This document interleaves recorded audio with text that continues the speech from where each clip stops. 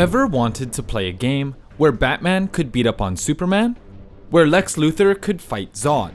Where the Joker, somehow, could go toe-to-toe with Darkseid? Well, you're not alone.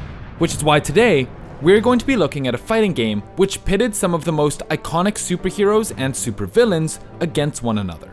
A game that featured some of the biggest prize pools in the history of fighting games, and a franchise that ended up being destroyed by its own development cycle. This is Injustice.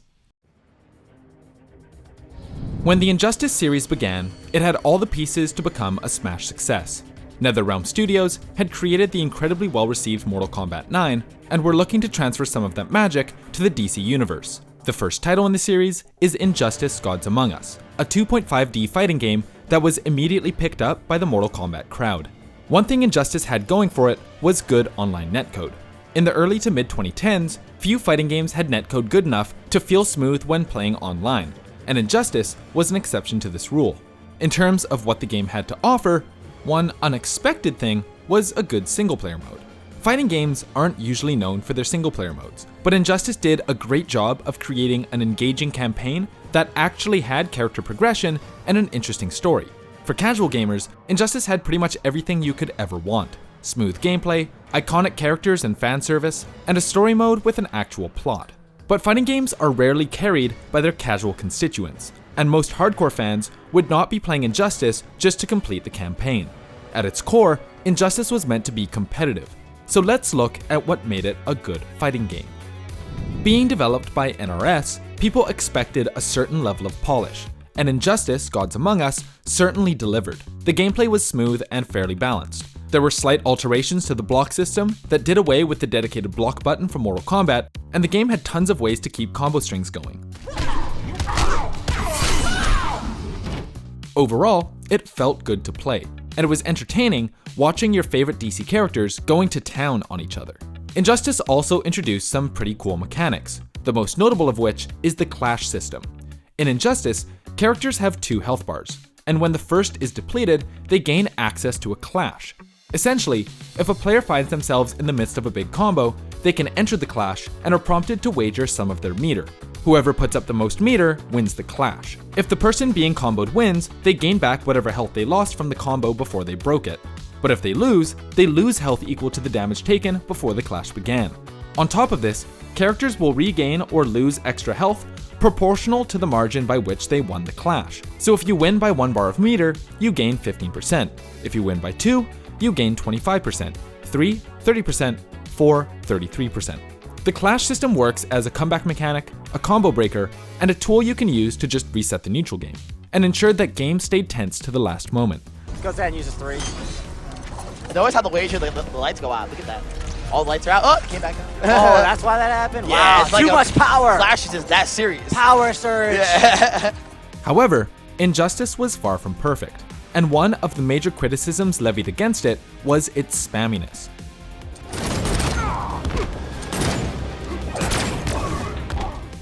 Sure, every game has zoning moves and projectiles, but certain characters could be way too reliant on standing a full screen apart and peppering you with pot shots.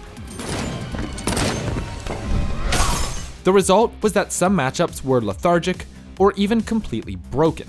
This meant that it could be extremely boring for both audience and players alike, and Injustice quickly gained a reputation for being a little bit too slow at times. This is horrible. What does he do? What does he do? This is the worst matchup in the game. How do we commentate this? Look how instant they are! Did MK9 even have any matchups like this? But when it was good, it was really good, and the FGC embraced Injustice from the get-go. In the year of its release, the game was featured at TFC, CEO, and of course, EVO, the year's biggest event.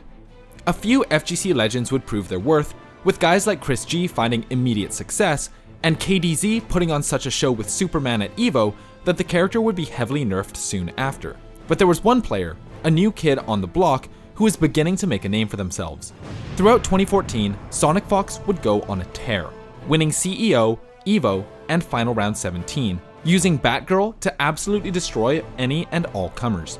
At Final Round 17, they won both the Injustice and Mortal Kombat events, and made a name for themselves as one of the best up-and-coming competitors in the FGC. but more on that later.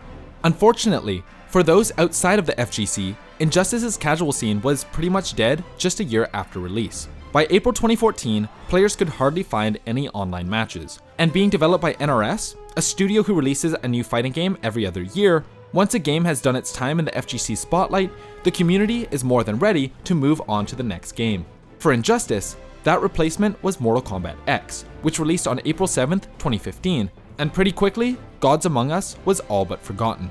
It was a cool DC fighting game, but never meant to last. It was time to move on, and start playing Mortal Kombat again, like we've all been waiting for. But that all changed in June of 2016, when Warner Bros. Entertainment announced that Injustice 2 was set to come out the next year. And when it did come out, it saw rave reviews. As a game, Injustice 2 isn't all that different from the original. Sure, it has upgraded graphics, new characters, and a cool new loot system for cosmetics, but the core gameplay was essentially identical.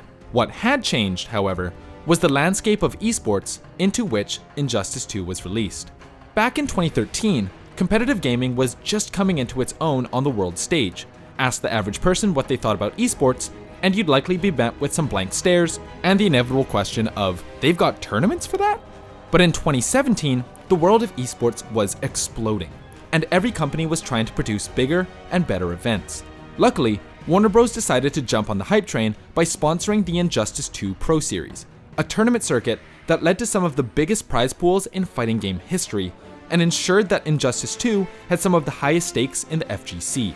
They poured hundreds of thousands of dollars into pot bonuses, and at the series finale, Sonic Fox would walk away with 120 grand in cold hard cash. That is it, Sonic Fox! A few months later, at the E-League finals for Injustice 2, Ryan Dragon Walker took home an even bigger prize of $150,000. Commit to the overhead and the interruption, and Dragon takes it. The world champion at Injustice 2 goes to Allegiance's Dragon. Make some noise, ladies and gentlemen. Congratulations. These kinds of numbers were unheard of in the FGC, and Warner Bros. Demonstrated their dedication to the game by doubling down for a second season. Sponsored by companies like Samsung, Simple Mobile, GameStop, Northern Arena, and Game Alta, the second season of the Injustice 2 Pro Series would be featured at CEO, Combo Breaker, Veniality, EVO, and SCR, before a final series finale. On top of this, the finals would be streamed on Disney XD and ESPN3, exposing even more people to the world of Injustice. When all was said and done, Sonic Fox once again displayed his dominance of the NRS brand of fighting games by winning his second Injustice Pro League title, and taking home 40 grand. Less than Season 1, but still a heck of a lot of money, especially for fighting games. While there were some who claimed that Injustice 2 was boring, it was widely praised as a step up from Gods Among Us, and was a lightning rod for attracting new players to try their hand in the FGC. Unfortunately for the Injustice series, Mortal Kombat 11 was slated to release in 2019, and the community was ready to move on. After all, it's what they do every 2 years. And it's a shame. Warner Bros. Was pouring tons of money into the game's competitive scene, and although the Pro Series structure would be transposed into Mortal Kombat 11, it's likely that Injustice 2 could have had a few more years of intense competition. On the other hand, that's just how the NRS development cycle goes, and fans of the series knew exactly what they were signing up for when they started playing. So where does that leave Injustice now? There have been rumors about Injustice 3 potentially coming out sometime next year, but nothing has officially been announced by Warner Bros. Or NRS. It's entirely possible that the series will see a resurgence in the next couple of years, but for now, like Superman in his Fortress of Solitude, we must wait until Injustice makes its inevitable return. This video is made possible thanks to our wonderful patrons. Massive thank you to everyone on this list, and shout out to Jason, B, Brendan, QB, Foxy, Mauve, Pachanas, Sierra, Shampoo, Weeaboo, Spartacus, and Yashichi for being platinum supporters, and an extra special shout out to Steven, Noodles, and Marco for being diamond supporters. Happy New Year! We're glad you're all still here. Check us out on Instagram, linked in the description.